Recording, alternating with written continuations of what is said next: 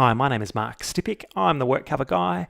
Today I'm answering the question, what does weeks paid payable mean?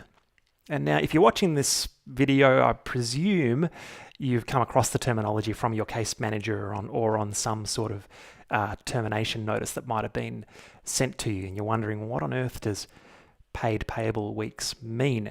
It's a terminology that's used very regularly in the work cover insurers here in Victoria, because the number of weeks that a worker has received payments determines the step down dates in their entitlements, and can also match up with the termination date of their entitlements. A lot of workers in Victoria get their claims terminated at 130 weeks. Okay, 130 weeks is 2.5 years. I'll do the maths for you. Now, what that means, 2.5 years, well, it's not actually 2.5 calendar years. It's 130 weeks of paid payable weeks.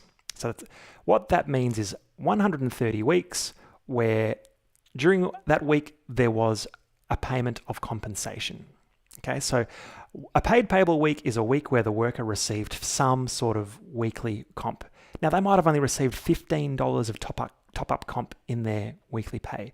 Okay, $15, that's about an hour or less of work, but that still counts as 1 week of paid payable. Or the person could have been off work, totally unfit, and received $1,000 in comp.